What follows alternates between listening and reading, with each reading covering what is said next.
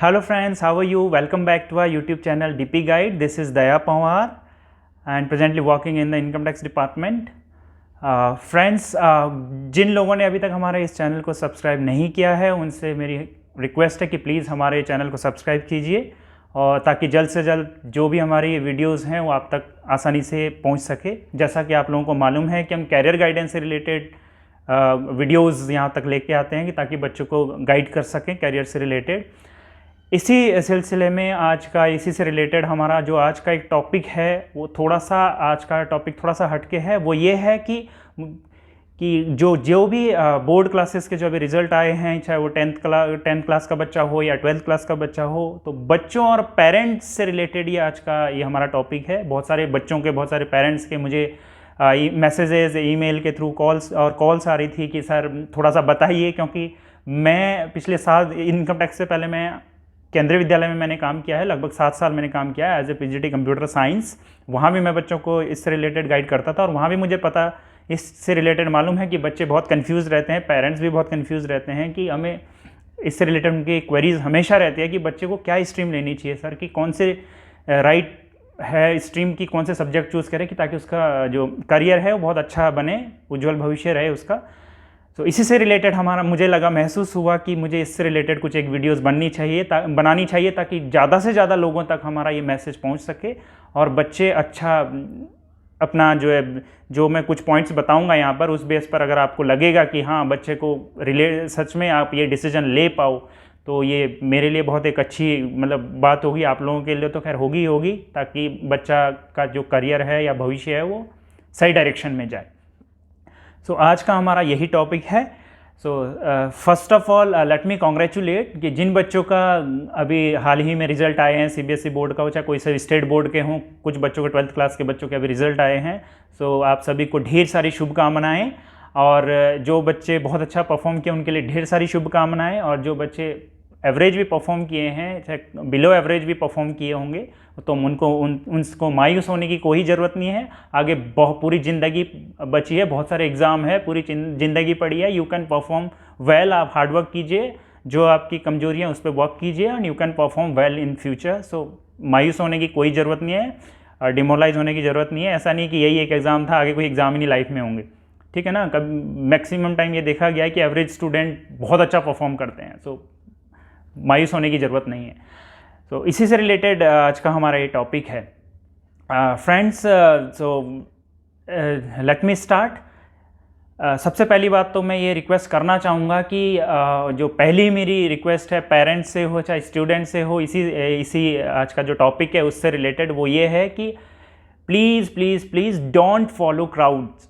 आपको क्राउड नहीं देखना है कि हाँ क्राउड किस डायरेक्शन में जा रहा है, मेरे फ्रेंड्स ने साइंस स्ट्रीम ले लिया तो मैं भी साइंस लूँगा, या पेरेंट्स को ये नहीं देखना है कि भाई मैं ये नहीं बन पाया हूँ तो मेरा बच्चा भी यही करेगा, साइंस नहीं पढ़ पाया हूँ तो साइंस दिला दो, या आपको लगता है कि नहीं मेरा बच्चा इंजीनियर बनना चाहिए, इंजीनियरिंग वाले सब्जेक्ट्स दिला दो।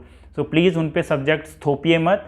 ऐसा ना हो कि फ्यूचर में जाके आपको फिर बाद में पछताना पड़े। तो this is the right time when you have to think on it, you have to do deep study on it and you can take good decision on the basis of studies. जो भी आपको लगता है analyse कीजिए, बच्चे को आपस में बैठिए, तालमेल के साथ एक डिसीजन लीजिए, पूछिए लोगों से और तब डिसाइड कीजिए। तो इसी से रिलेटेड आज का हमारा ये टॉपिक है। तो पहला मैं यही कहूँगा कि प्लीज़ क्राउड को फॉलो मत कीजिए। मैं यहाँ पे कुछ जो मैंने एनालाइज किया है, जब मैंने 7 साल मैंने केंद्रीय विद्यालय में काम किया है as a PGT computer science income tax से पहले, जैसे मैंने आपको पहले भी बताया है, तो वहाँ भी इससे रिलेटेड बहुत बच्चों के डाउट्स होते थे, पेरेंट्स के भी बहुत सारे डाउट्स होते थे। वहाँ भी हम कैरियर इससे रिलेटेड बच्चों को गाइड करते थे, पेरेंट्स आते थे, पूछते थे। तो मुझे ये लगा कि इस पर मुझे ज़रूर एक वीडियो बनानी चाहिए, क्योंकि अभी भी, उससे पहले भी बच्चों के वहाँ से छोड़ने के बाद भी बच्चों के या पेरेंट्स के मेरे को कॉल वॉल आते रहते थे, क्योंकि अभी भी मैं उनके कॉन्टैक्ट में हूँ। तो अभी तो इससे पहले मैं 1-to-1 ही गाइड करता था, पर इसीलिए मैंने ये चैनल खोला है, ये माध्यम इसीलिए खोला है कि ज़्यादा से ज़्यादा लोगों तक जो है मैसेज जा सके, ज़्यादा से ज़्यादा लोग बेनिफिट उठा सके इसका। तो उनको भी मैंने अभी कुछ लोगों को गाइड किया है 1-to-1, बट मैंने उनको भी कुछ लोगों को यही कहा, सबको मैं गाइड नहीं कर पाया उस पर, कि मैं अब चैनल पे एक वीडियो बनाऊंगा, उस वीडियो को फॉलो कीजिए तो डेफिनेटली आप मुझे लगता है कि आप एक अच्छा डिसीजन ज़रूर ले सकते हो, क्योंकि अपने एक्सपीरियंस बेस पे मैं आप लोगों को कुछ चीज़ें बताऊँगा, कुछ स्टेप्स बताऊँगा कि किस बेस पे आप बेस्ट डिसीजन ले सकते हो। सो फ्रेंड्स, कुछ पॉइंट्स हैं जिनमें से पहला पॉइंट मैं कहूँगा, पहला पॉइंट है कि आप वो है एम, कि बच्चे का एम क्या है। सबसे पहले बच्चा अपने आप से एक क्वेश्चन करे या पेरेंट्स अपने बच्चे से पूछे कि व्हाट इज़ योर एम या गोल, आप लाइफ में क्या बनना चाहते हो। क्योंकि 10th और 12th लेवल तक जो बच्चा होता है वो इस लेवल के मैक्सिमम बच्चे तो ऐसे होते हैं, उनको ये पता होता है कि वो अपना कोई ना कोई उनका रोल मॉडल होता है, बैकग्राउंड में कुछ ना कोई उनके माइंड में चल रहा होता है, मुझे इनके जैसा बनना है, वो या based on their own qualities या इंटरेस्ट या जिस डायरेक्शन में वो जाना चाहते हैं। तो इससे रिलेटेड उनको लगता है कि yes we have to take some decision on that, और उनको लगता है कि लाइफ में मुझे एक ऐसा डिसीजन लेना चाहिए ताकि मैं ये बन जाऊँगा, इस तरीके का बनूंगा, इस स्ट्रीम को मैंने पकड़ना है, इसी डायरेक्शन में मुझे जाना है। तो बच्चे फॉलो करते हैं जो उनका रोल मॉडल होता है, वो उनके जैसा बनना चाहते हैं। तो हो सकता है कईयों के माइंड में हो कि मेरे को सिविल सर्वेंट बनना, आईएएस बनना है, कईयों के माइंड में ये होगा कि नहीं मुझे एक बहुत अच्छा टीचर बनना है, कई लोग ऐसे होंगे जिनके माइंड में ये होगा कि नहीं मुझे एक बहुत अच्छा मेडिकल ऑफिसर बनना है, मेडिकल फील्ड में जाना, मुझे बहुत अच्छा डॉक्टर बनना है, किसी के माइंड में होगा मुझे बहुत अच्छा प्रोफेसर बनना है। सो बेस्ड ऑन दैट, अगर एम बच्चे का फिक्स है तो कन्फ्यूजन की ज़रूरत ही नहीं है। आपको बस थोड़ा सा और स्टडी करने की ज़रूरत है कि भैया उसको आईएएस बनना है, तो कौन से बच्चे का किस थोड़े से सब्जेक्ट में इंटरेस्ट है कि ताकि वो इजीली वहाँ तक पहुँच सके। उसमें अगर ह्यूमैनिटीज़ के थोड़ा सा और डीप थोड़ा सा उसमें स्टडी करने की ज़रूरत है।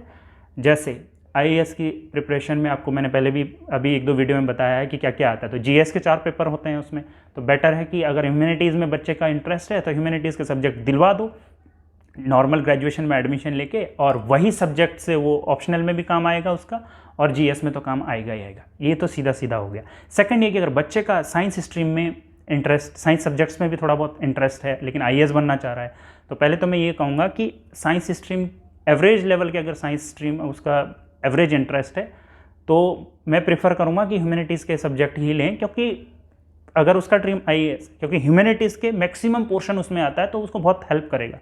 साइंस वाले सब्जेक्ट लेके भी उसको ह्यूमैनिटीज़ के सब्जेक्ट पढ़ने ही पढ़ने हैं वहाँ पर। बट अगर वो बहुत ब्राइट स्टूडेंट है, बहुत अच्छा उसका साइंस सब्जेक्ट्स बहुत अच्छे हैं, तो डेफिनेटली आप साइंस स्ट्रीम लीजिए, बीएससी लीजिए, उसमें पीसीएम वगैरह जो भी आपको लेना है, और वही सब्जेक्ट आप अपना ऑप्शनल सब्जेक्ट चूज़ कर लीजिए। So it is good, well and good. उसके लिए एक और लाइन भी खुली है कि वो इंजीनियरिंग लाइन में कोशिश करे। जब उसका साइंस स्ट्रीम अच्छा है तो बहुत अच्छा वो एंट्रेंस बढ़िया मज़े में निकाल सकता है। अगर एंट्रेंस निकाल लिया तो बीटेक वगैरह में एडमिशन ले लें, और सब्जेक्ट्स वो चूज़ करें, जैसे सिविल इंजीनियरिंग हो गया, उसका मैकेनिकल सब्जेक्ट से रिलेटेड हो गया, क्योंकि वो जो सब्जेक्ट सिविल यूपीएससी की जो लिस्ट में है वो ऑप्शनल सब्जेक्ट भी चूज़ कर सके, ताकि उसको वहाँ भी उसका बेनिफिट हो सके। तो ये एक ऑप्शन हो सकता है। थर्ड थिंग ये है कि अगर बच्चे का किसी लैंग्वेज में बहुत अच्छी कमांड है, जैसे आपका ये हो गया लिटरेचर से रिलेटेड, मैं कहूँगा इंग्लिश हिंदी दोनों में से किसी भी लिटरेचर में, हिंदी साहित्य पे कमांड है या इंग्लिश लिटरेचर पे बहुत अच्छी कमांड है, तो डेफिनेटली वही सब्जेक्ट्स आप बीए में दिला दीजिए, एक नॉर्मल ग्रेजुएशन, एंड वही सब्जेक्ट से वो अपना प्रिपरेशन करना स्टार्ट कर दे अपना आईएएस के लिए। तो ये एक लाइन होगी। सेकंड आपका होगा, अगर आपको डॉक्टर बनना है तो सिंपल है कि मेडिकल फील्ड में जाना है, तो मेडिकल से रिलेटेड सब्जेक्ट तो स्ट्रीम फिक्स है। टीचर बनना है तो वही सब्जेक्ट आप ले लीजिए, साथ में बीएड की प्रिपरेशन भी हो जाएगी, बीएड कर लीजिए आप, पीआरटी, टीजीटी, पीजीटी लेवल तक आप आराम से बन सकते हो। अगर आपको प्रोफेसर लाइन में जाना है तो वही सब्जेक्ट चूज़ कीजिए, आगे जाके नेट क्वालिफाई करना है आपको, या अभी जो पीएचडी वगैरह करनी हो, रिसर्च करनी हो, तो इजीली आप उसमें जा सकते हो। अगर एम बच्चे का फिक्स है, जर्नलिज्म के उसमें जाना है, फील्ड में जाना है, तो मास कम्युनिकेशन से रिलेटेड कोर्स कर लीजिए और उसी फील्ड में जाइए। और अगर आपको सीए से रिलेटेड इसमें जाना है या बिजनेस से रिलेटेड, तो नॉर्मल जो भी कॉमर्स वाला बैकग्राउंड है वो बेटर वे है कि आप उस वे को चूज़ कीजिए और आप चाहिए। तो ये तो रही बात कि अगर आपका बच्चे का एम फिक्स हो तो आप इजीली तो बहुत इजीली डिसीजन ले सकते हो। सबसे पहले एम पूछिए बच्चे से। अगर बच्चा कंफ्यूज्ड है कि नहीं, बच्चे ने अभी तक कोई एम सेट ही नहीं किया है, तो मैं सेकंड लेवल की बात, फिर मैं सेकंड पॉइंट पे आऊँगा, वो है कि बच्चे का इंटरेस्ट। बच्चे से ये पूछिए कि बेटा आपका किस सब्जेक्ट में इंटरेस्ट है। बच्चा खुद से भी ये क्वेश्चन करिए कि मेरा कौन सा ऐसा सब्जेक्ट है जिसको मैं लेके, जिसमें मेरे को इंटरेस्ट है, जिसको पढ़ने का मेरा बार बार मन करता है, जिस सब्जेक्ट में कभी बोर नहीं होता। बाकी सब्जेक्ट में बोर हो सकता हूँ लेकिन उस सब्जेक्ट में मैं जल्दी बोर नहीं होता, बहुत लंबे कई घंटों तक मैं उसको बैठ के पढ़ सकता हूँ। सो इंटरेस्ट किस सब्जेक्ट में है आपका, किस फील्ड में आपका इंटरेस्ट है, तो उस सब्जेक्ट उसको फाइंड आउट करने की कोशिश कीजिए, बच्चे से पूछिए बैठ के, पेरेंट्स मिलके, तो आप इजीली वो वाला सब्जेक्ट आप चूज़ कर सकते हैं, वो वाले सब्जेक्ट।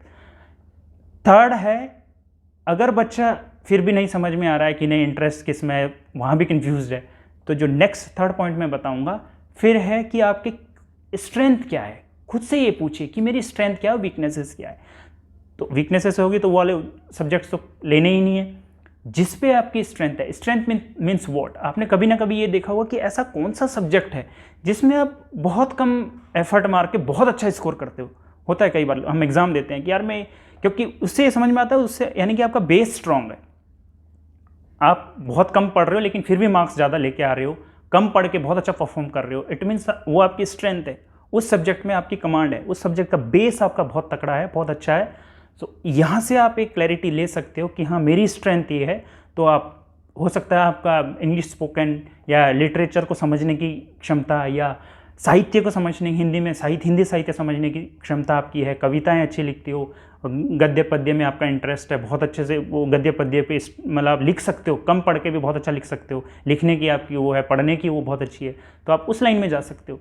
अगर आपका लॉजिकल माइंड है, आपको लगता है कि आपका बेस यानी कि फॉर्मूलाज वगैरह बहुत अच्छे से आता है, मैथमेटिक्स में आपका बहुत अच्छी स्ट्रेंथ है, कम एफर्ट मारते हो फिर भी बहुत अच्छे नंबर ले आते हो, तो आप इजीली मैथ्स चूज़ कर सकते हो। इसी से रिलेटेड आप बायो में है तो बायो से रिलेटेड सब्जेक्ट चूज़ कर सकते हो।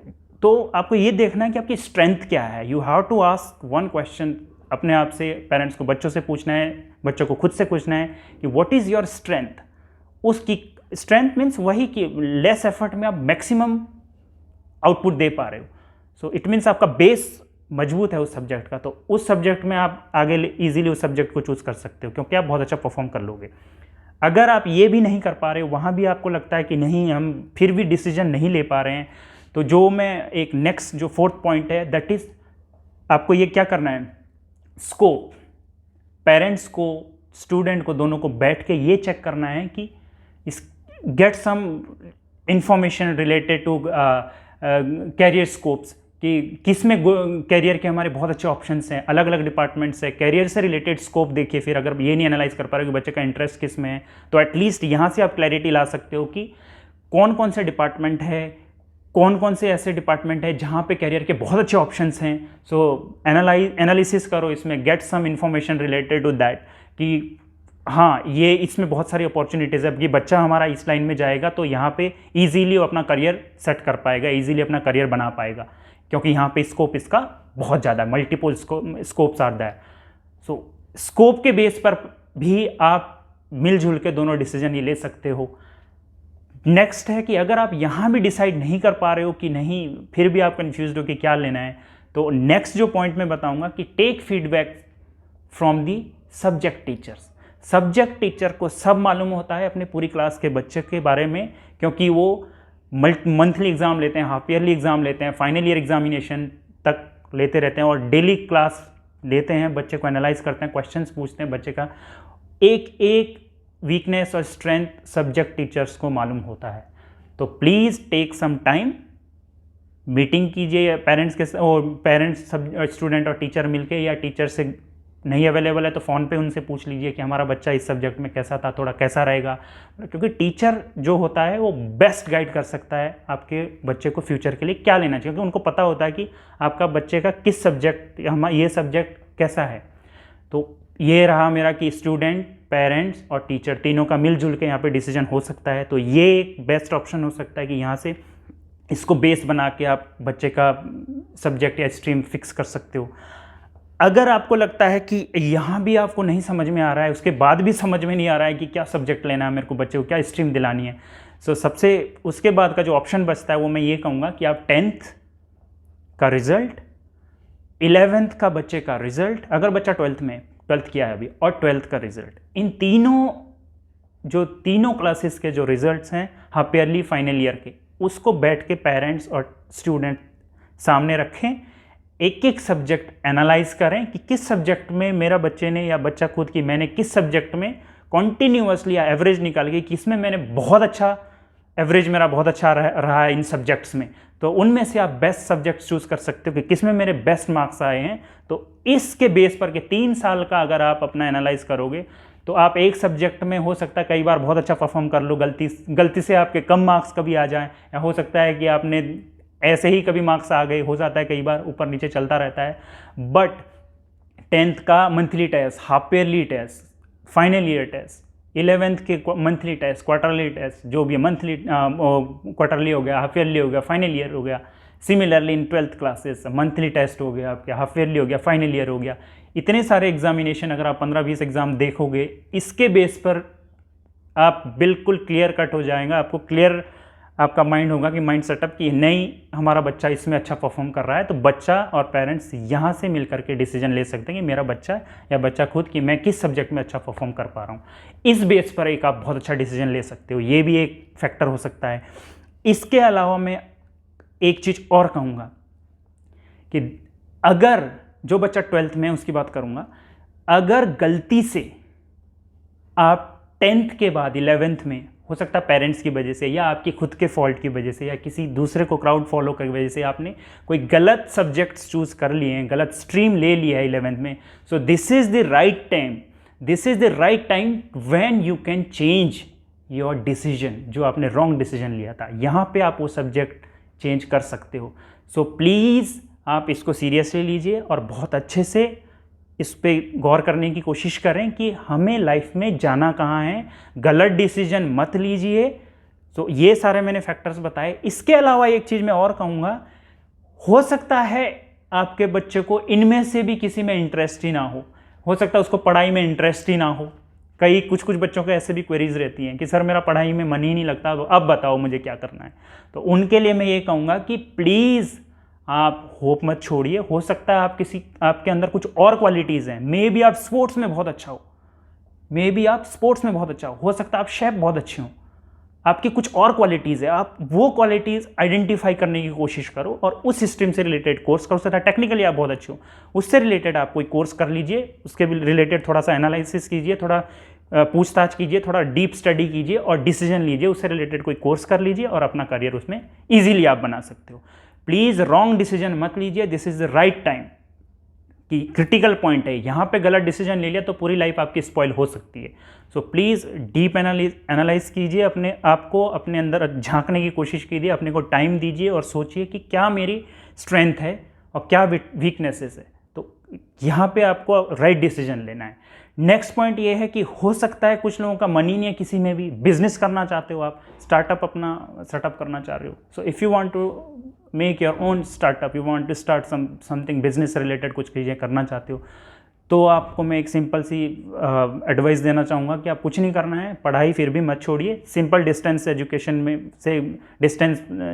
से रिलेटेड आप एडमिशन ले लीजिए कहीं भी, जैसे इग्नू वगैरह हो गए, ओपन बहुत सारी यूनिवर्सिटीज़ है, वहाँ पे आप नॉर्मली आप सिंपल से सब्जेक्ट से ले लीजिए जिसमें आपको लगता है थोड़ा बहुत मैं इजीली पास हो जाऊँगा या थोड़ा बहुत इन्फॉर्मेशन ले सकूँगा। और 2-3 साल तक ग्रेजुएशन जरूर कीजिए, पढ़ाई मत छोड़िए। और ग्रेजुएशन तक 3 साल, first year, second year, third year, 3 साल आपके पास आराम से हैं जो भी हैं, तो उन 3 साल आप डीप स्टडी कीजिए जिसमें आप अपना बिजनेस खोलना चाह रहे हो, अपना स्टार्टअप खोलना चाह रहे हो। तो साथ के साथ अपनी थोड़ा बहुत पढ़ते भी रहिए और अपना स्टार्टअप जिधर आपको जाना है, बिजनेस करना है, जो भी आप स्टार्टअप खोलना चाह रहे हो उससे रिलेटेड आप प्लानिंग कीजिए, उससे रिलेटेड जो भी उसमें जो सक्सेस हो गए हैं, जो भी बिजनेसमैन हैं उनसे मिलिए, उनसे रिलेटेड पता कीजिए, थोड़ा सा इन्फॉर्मेशन गेट करने की कोशिश कीजिए, प्लानिंग कीजिए अपनी। 2-3 साल आपके 1-2 साल आप स्टडी कर सकते हो, डीप स्टडी कैसे करूँगा, कैसे प्लान करूँगा, कैसे उससे रिलेटेड इन्फॉर्मेशन, थोड़ा गाइडेंस, इससे रिलेटेड आप अपना ईजिली कर सकते हो। और अगर मार्केटिंग के फील्ड में जाना है तो मार्केटिंग से रिलेटेड अपना कोई कोर्स कर लीजिए और ईजिली आप अपना फ्यूचर उसमें बना सकते हो। सो फ्रेंड्स, मैंने ऊपर ये 5 या 6 मैंने जो फैक्टर्स बताए हैं आपको अभी जो इससे पहले, मुझे लगता है कि अगर आप 1 बाय 1 स्टेप बाय स्टेप इसको फॉलो करेंगे तो ज़रूर आपको हेल्प करेंगे, आपका फ्यूचर शेप करने में या फ्यूचर बनाने में आपकी ज़रूर मदद करेंगे। क्योंकि ये मैं एक्सपीरियंस बेस पे ही बता रहा हूँ, क्योंकि मैंने जो अब तक जो एनालाइज़ किया, बच्चों के साथ मैं रहा, हर साल बच्चे आते रहे, 6-7 साल तो मैंने भी बच्चों को पढ़ाया है, बच्चों के बीच ही रहा हूँ, बच्चों के साथ जुड़ा रहा हूँ, अभी भी पेरेंट्स के साथ जुड़ा रहा हूँ। बहुत सारा कन्फ्यूजन होता है, तो प्लीज़ कंफ्यूज मत होइए, अपना टारगेट सेट कीजिए और रॉन्ग डिसीजन मत लीजिए। पेरेंट्स को मैं यही रिक्वेस्ट करूंगा, बच्चों पे दबाव मत डालिए, गलत डिसीजन मत लीजिए। दूसरे को देख के इंजीनियरिंग दिलवा दी बच्चे को या दूसरी लाइन में डाल दिया, साइंस दिलवा दी, कॉमर्स दिलवा दी। प्लीज़ बच्चे की सुनिए, यहाँ बच्चे को पढ़ना है, पेरेंट्स को नहीं पढ़ना है। अपना एम बच्चे पे मत थोपिए, बच्चे को खुद अपना एम सेट करने दीजिए। ऐसा ना हो कि आगे जाके आप पछताओ, फिर आप ना बैक फुट पे आप आ सको, ना बच्चा आगे जा पाए। और बच्चा डिमोरलाइज हो जाए और अपना भविष्य ही ना बना पाए, और नहीं तो टाइम तो ख़राब होगा ही होगा ना। तो this is the right time, you have to think on it. So please मेरी सभी से ये रिक्वेस्ट है कि राइट डिसीजन लीजिए और मिलजुल के डिसीजन लीजिए। This is the crucial time, ताकि आप अपना भविष्य बना पाओ। तो फ्रेंड्स, हो सकता है कुछ पेरेंट्स ऑलरेडी अवेयर हैं, कुछ स्टूडेंट्स ऑलरेडी अवेयर हैं, उनको इस वीडियो से बहुत ज़्यादा नहीं मिला होगा, लेकिन बहुत सारे बच्चे ऐसे हैं, बहुत सारे पेरेंट्स ऐसे हैं जिनको आज भी गाइडेंस की इससे रिलेटेड बहुत ज़रूरत होती है, बहुत कन्फ्यूज होते हैं। तो शायद मुझे लगता है कि मैंने अपने एक्सपीरियंस बेस पे, मैं भी एक टीचर रहा हूँ, उसके बेस पे अपना, और जो बच्चों के साथ जुड़ा रहा हूँ किसी ना किसी माध्यम से, उसके बेस पर जो भी अपना एक्सपीरियंस था उसके बेस पे मैंने एनालाइज किया 5-6 जो भी 6-7 पॉइंट आपको बताए। Hope you like this video, hope it will help you. और अगर आपको लगता है कि मैंने थोड़ा बहुत आपको गाइड किया है, आपको लगता है कि नहीं हम इससे हमने कुछ ना कुछ हम डिसीजन ले पाएंगे, तो प्लीज़ सब्सक्राइब आवर चैनल। जिन्होंने हमारे चैनल को सब्सक्राइब नहीं किया, आगे भी हम इससे रिलेटेड गाइड करने की कोशिश करेंगे।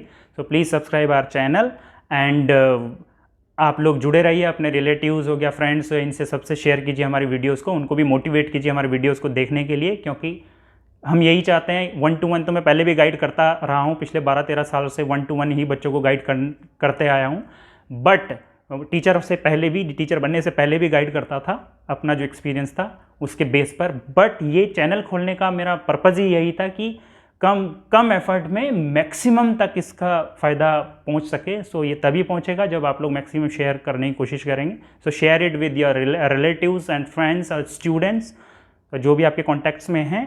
And hope you like this video and thank you so much.